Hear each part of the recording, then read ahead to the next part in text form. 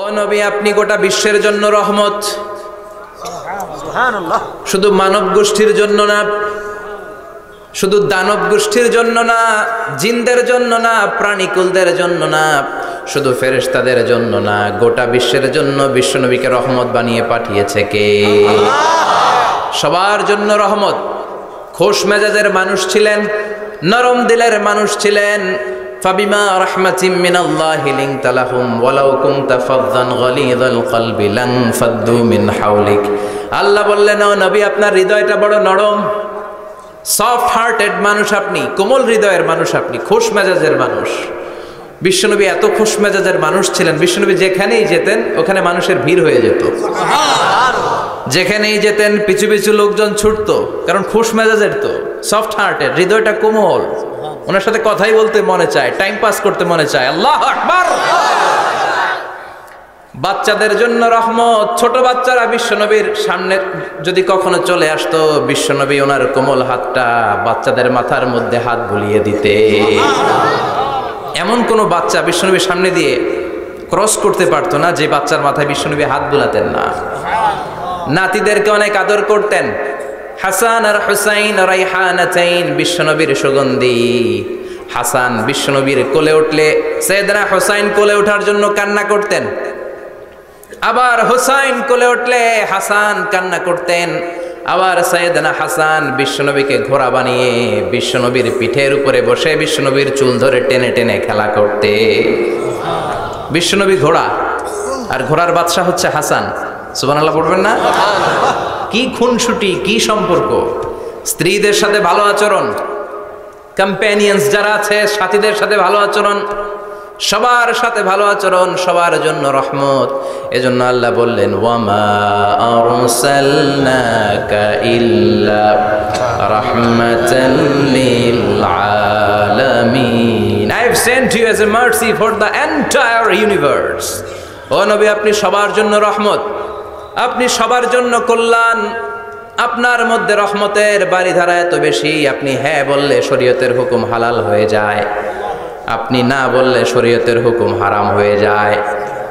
আবার আপনি আঙ্গুল তুললে চাঁদ দুই ভাগ হয়ে যায়, জমিন থেকে পা তুললে আপনি আকাশে মেরাজে চলে যান। কি স্ট্যাটাস! কুড ইউ ইমাজিন কি স্ট্যাটাস আল্লাহ ওনাকে দিয়েছে। উনি হ্যাঁ বললে এটা হালাল, কারণ কোনটা হালাল কোনটা হারাম এটা ওনার কাছ থেকে জেনেছে। উনি যদি বলে ইয়েস, করতে পারবেন আপনারা, হালাল, কোটি কোটি মানুষের জন্য পারমিসিবল, লিগ্যাল। উনি যদি বলেন নো, আমাদের সবার জন্য এটা হারাম, কোটি কোটি মানুষ আর করতে পারবো না। আবার উনি আঙ্গুল তুলেছেন, চাঁদ দুই ভাগ হয়েছে, পা তুলেছেন, মেরাজে চলে গিয়েছে। আল্লাহু আকবার। তার মানে এমন নবী যে নবীর হা এবং না এগুলো শরীয়তের দলিল, ঠিক কিনা? এ নবী এমন নবী, এ নবীরে বাদ দিলে কোরআন বোঝা যায় না, এ নবীরে বাদ দিলে হাদিস বোঝা যায় না, এ নবীরে বাদ দিলে নামাজ বোঝা যায় না, ঠিক কিনা? কারণ কেমন করে নামাজ পড়তে হবে এই নবী আমাদেরকে হাতে কলমে শিখিয়েছে। সল্লু কামা রাআইতুমুনি উসাল্লি, আমি যেমনি সালাত পড়ি তেমনি পড়ো। বিশ্বনবী যেমন শিখিয়েছেন তার বাইরে অন্য কোন নিয়মে সালাত পড়লে হবে নাকি? কথা বলেন। ফজরের সালাত 2 রাকাত, আপনি যদি পড়েন 3 রাকাত, কবুল হবে নাকি? 4 রাকাত পড়লে, 6 রাকাত, 12 রাকাত, এরকম পড়লে মায়ের আসানা নাই, কবুল হবে না। অনেক বেশি পড়েছেন, সময়ও দিয়েছেন বেশি, কবুল হবে না। কেননা বিশ্বনবী যেভাবে শিখিয়েছে ওইভাবে পড়েন নাই তো, ঠিক কিনা? আবার বিশ্বনবী যেমন রোজা রেখেছেন তেমন রাখতে হবে। কেমন করে রোজা রাখতে হয় বিশ্বনবী শেখালেন। ফজর থেকে শুরু করে সন্ধ্যা পর্যন্ত রোজা রাখবেন। আপনি সকাল থেকে শুরু করে আসর পর্যন্ত রেখে আসরের পর ইফতারি করলে হবে নাকি? কথা বলেন। কারণ বিশ্বনবীর পদ্ধতিতে হয় নাই। আবার এই নবীকে বাদ দিলে হজ বোঝা যায় না, কেননা এই নবী কেমন করে হজ করতে হয় আমাদেরকে শিখিয়েছেন। বিশ্বনবী ওনার পুরো জীবনে 4টা উমরা করেছেন, একটা মাত্র হজ করেছেন। আর বলেছেন খুযু আন্নী মানাসিকাকুম, কেমন করে হজ করতে হয় আমার কাছ থেকে তোমরা শিখে নাও। হজের সিস্টেম কি আমার থেকে শিখে নাও। মাত্র একবার হজ করেছেন, তাতেই হজের সব আহকামগুলো আমাদের কাছে ক্রিস্টাল ক্লিয়ার, স্বচ্ছ কাচের মতো। স্ফটিক কাচের মতো, স্বচ্ছ পানির মতো, এত সুন্দর তিনি বর্ণনা দিয়েছেন।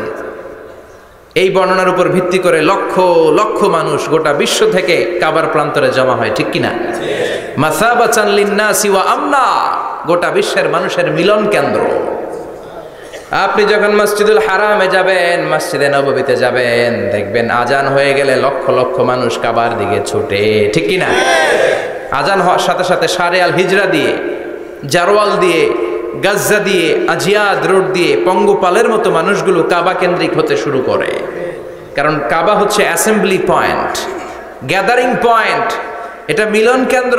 এই কাবাকে কেন্দ্র করে প্রতিদিন লক্ষ লক্ষ মানুষের মিলন মেলা বসে। চিল্লায় বলেন ঠিক কিনা? কেমন করে হজ পালন করবেন বিশ্বনবী শেখালেন। কারণ বিশ্বনবীরে বাদ দিলে হজ বোঝা যায় না। তার মানে বুঝলাম উনি হ্যাঁ বললে হালাল, না বললে হারাম। উনারে বাদ তো কোরআন বাদ, উনি বাদ তো হাদিস বাদ। কথা বলেন?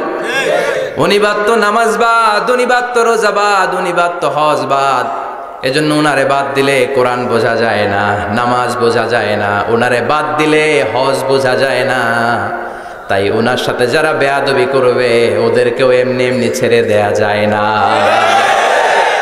বিশ্বনবীর সাথে যদি বেয়াদবি করে এটা অনেক বড় ধরনের বেয়াদবি, এটা রাষ্ট্রীয় আইন করে ওকে শাস্তি দিতে হবে, ঠিক কিনা? বিশ্বনবীর বিরুদ্ধে যদি ব্লগে কিছু লিখে, কেউ ব্লগ লিখে, বিশ্বনবীর পারিবারিক জীবন নিয়ে যদি কেউ কটু কথা বলে, বাজে মন্তব্য করে, বিশ্বনবীর ব্যাপারে যদি শাহবাগের চত্বর থেকে, প্রজন্ম চত্বর থেকে কোনো কথা বলে, ওই বেয়াদবগুলারে ফাঁসির রশিতে ঝুলানোর দরকার আছে না নাই? Very sensitive issue. বিশ্বনবীর সম্মান গোটা উম্মার সম্মান। কারণ বিশ্বনবী বাদ তো পুরো ইসলাম বাদ। এজন্য আমার নবীর বিরুদ্ধে কথা বললে ওর সাথে আমাদের কোনো কথা নাই। চিল্লায় বলেন ঠিক কিনা? এই সেন্সিটিভ ইস্যুতে আমরা সবাই এক। এখানে জামাত ইসলাম নাই, হেফাজতে ইসলাম নাই, তাবলীগ নাই, আলিয়া নাই, কওমি নাই। বিশ্বনবীর সাথে বেয়াদবি করলে ওগুলোকে রাষ্ট্রীয়ভাবে ফাঁসি দেওয়ার দরকার, শাস্তি দেওয়ার দরকার আছে না নাই? সবাই একমত? এই বেয়াদবগুলোর সাথে আমাদের কোনো সম্পর্ক নাই। চিল্লায় বলেন ঠিক কিনা? এই বেয়াদবগুলো যদি নবীর ব্যাপারে আর কিছু বলে সবাই মাঠে নামতে রাজি আছেন তো? এদের বিরুদ্ধে মুষ্টিবদ্ধ হাত নিয়ে ময়দানে থাকতে রাজি আছো তো মুসলমান? যারা কারা রাজি হাত তুলে আল্লাহর দেখা।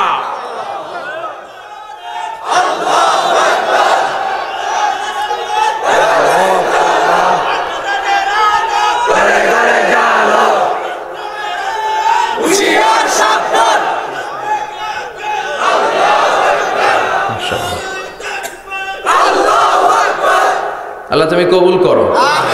বিশ্বনবীর ভালোবাসা যেন আমরা অন্তরে রাখতে পারি, তুমি তৌফিক দাও। বিশ্বনবীর অনুসরণ এবং ভালোবাসা ছাড়া আল্লাহকে পাওয়া যাবে?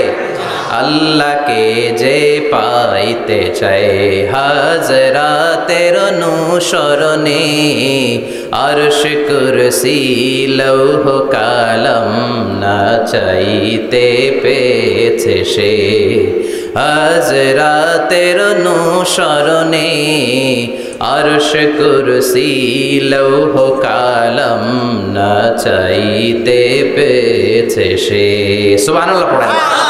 এজন্য আল্লাহ বললেন, নবী আপনাকে আমি গোটা বিশ্বের মানুষের জন্য রহমত করে পাঠালাম। আবার আপনার চরিত্রটা গোটা বিশ্বের মানুষের জন্য আমি মডেল করে দিলাম। আল্লাহু আকবার। ওয়া ইন্নাকা লাআলা খুলুকিন আযীম। ও নবী, চমৎকার একটা চরিত্রের উপরে আমি আপনাকে প্রতিষ্ঠিত রেখেছি। And verily you are on a very good standard of character.